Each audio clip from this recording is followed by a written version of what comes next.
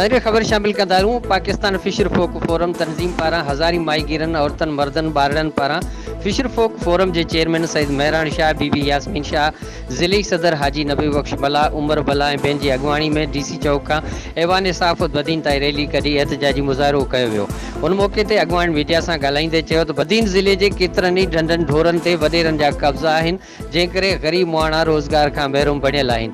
हिन इलाइक़े में मिठो पाणी न छॾण सबबि समुंड हज़ारी एकड़ ज़मीन गिरकाए चुको आहे। पीअण जो पाणी अणलभ हुअण करे मुहाणा पीअण जे पाणी लाइ पिणु परेशान आहिनि। समुंड में मच्छी मारण लाइ वेंदड़ मुहाणनि खे पाड़ेसरी मुल्क भारत गिरफ़्तार करे खणियो वञे, जिते केतिरा ई माहीगीर जेलनि में सड़ी रहिया आहिनि। हुकूमत खे उन्हनि खे आज़ादु करण लाइ कोशिशूं वठणु घुरिजनि। हिननि चयो त फिशर फोक फोरम हमेशह माहीगीरनि जे मसइलनि जी ॻाल्हि कई आहे। कुझु माण्हू फिशर फोक फोरम में ॾार विझण जी कोशिशि करे रहिया आहिनि, जेके पंहिंजे मक़सद में नाकाम वेंदा। हिननि चयो पाकिस्तान फिशर फोरम जो मक़सदु सिर्फ़ु माहीगीरनि जा जाइज़ मसइला हल करणु आहे, जंहिंजी जदोजहद जारी रहंदी।